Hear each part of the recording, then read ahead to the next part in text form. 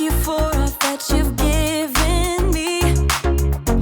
You are generous and good forever.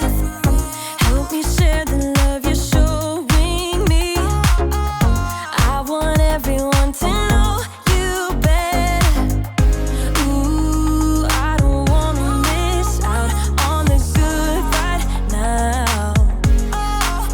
Ooh, and everything I see, you're good, so good to me.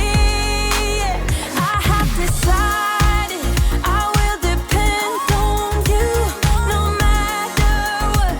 That's what I choose. I have decided I will depend on you no matter what. That's what I choose. That's what I choose. I am content in you. That's what I choose. I am content in you.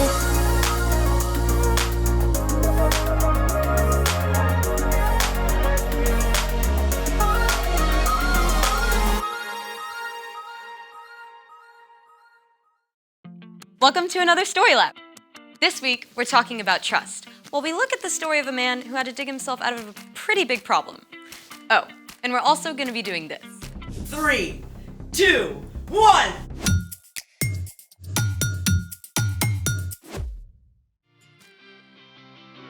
Hey, I'm Skylar. And I'm Sebastian. We're talking about trust, which is putting your confidence in someone you can depend on. Sebastian, do you trust me? Yeah, sure. Why are you asking? I read this thing online that you can fill up a plastic bag with water, stab through it with a sharp pencil, and ta-da! Nothing happens. The bag is leak-proof. Very cool. I mean, assuming you can trust the internet. Kids, you cannot always trust the internet. Great. So do you trust me to try out this amazing experiment? Yep, do your thing. Do you trust me to try it out over your head? No, that's different. Trust, my friend. This better work. Let's make it. Top secure? Top secure. Pencil? Pencil? Who even uses pencils? Pencil? Sharpen? I got an idea. Oh, Sharpened. Take a seat. I feel like my life is flashing right before my eyes. Don't be dramatic. Drum roll, please. 3, 2, 1. You can open your eyes. Oh, wow. That worked. Let's see it. Nothing but graphite. This amazing miracle of nature brought to you by plastic polymers. Plastic polymers are molecules like a chain of beads. They're so flexible that when you stab through, they just push back toward the pencil and form a temporary seal. So there you have it. The polymers are trustworthy, and so am I. Great. Now, do you trust me? Why? Because I have a pencil too. Oh no. Oh, yes. Ready? Drum roll, please. 3, 2, 1.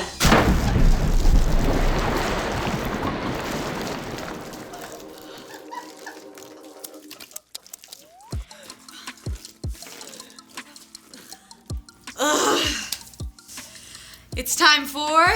The story before the story. Today, we're in the very first book of the Old Testament, Genesis. God made our amazing world, but sin entered the world. People turned away from God and went their own way. But then, God picked one man, a guy named Abraham.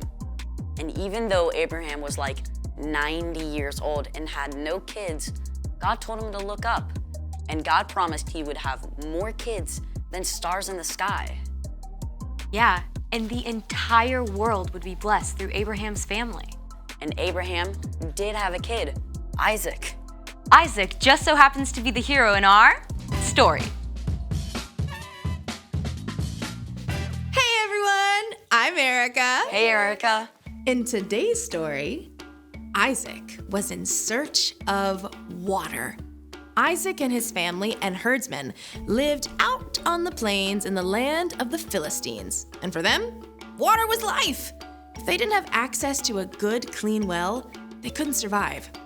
Fortunately, Isaac and his family had some really great wells. They had plenty to drink, and their crops were growing well. Isaac seemed right on track to be living out the promises God gave his father, Abraham. Unfortunately, the Philistines who lived nearby and their king, Abimelech, became jealous of Isaac's success. They shoveled dirt into his wells, and he didn't have water anymore. You have become too powerful. Move away from us. Isaac had plenty of men who could stand against the Philistines and fight. But instead of fighting, he decided to trust God to take care of him. So, Isaac chose to keep his cool. He and his family packed up everything they owned. They moved on and made camp in the valley of Gerar, where Abraham had lived for a time, many years before. All right, man, let's open up those old wells my father dug.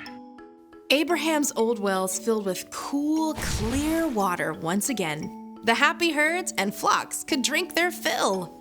Things were great! Until the nearby Philistine herdsmen showed up to challenge Isaac's servants. Step aside. The water's ours. You're gonna have to fight us for it. Whoa, easy does it, fellas. There's plenty of land in this valley for everyone. We'll move along. Again, Isaac could have fought back. But instead, he trusted. He and his family and his servants and flocks all moved camp down the valley. Once again, his servants set out to dig new wells. The new wells also produced clean, clear, cool water. But it wasn't long before the Philistine herders arrived on the scene to take over these new wells too. Yes! Another day, another well for us. Take it down a notch, please. There's still room for everyone. But we could knock them flat. Yes, we could, but we're not going to. Move on out, boys.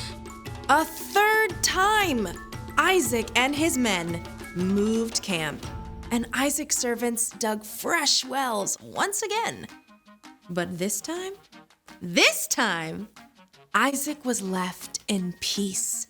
In fact, King Abimelech himself showed up to make it official. Why have you come to me? You were angry with me and sent me away. We saw that the Lord was with you. Make a peace treaty with us. Give us your word that you won't harm us. Yeah, I can do that. Isaac prepared a feast for the Philistines, and early the next morning, the men made an agreement to keep peace with each other. Then, the Philistines went on their way. The end. So Isaac kept trusting God no matter what. And finally, Abimelech showed up to make peace. Yep. If Isaac had started fighting back, he might have been enemies with the Philistines forever. But sometimes God wants us to stand up, right? For sure. Trusting God can look a lot of different ways. For sure. So, what's our part in this story? Good question. You can trust God no matter what. For example, maybe you practice hard all summer to make the soccer team, but you don't. You can trust God that all your hard work matters, and God has a different place for you to fit in. Or you're starting at a brand new school. You can walk through those doors trusting that you are loved by God, and you will be okay, even if it takes a while to find your place. Oh, I totally had to trust God when I got a cavity filled last month. Right there. It did not feel super awesome. There are so many reasons to trust God. One of the best is because God sent Jesus to give his life for you and me. Putting your faith in Jesus shows you trust God. For sure. I think y'all got it. Bye for now. So here's the thing. Trust God no matter what. Ooh, I gotta write this down.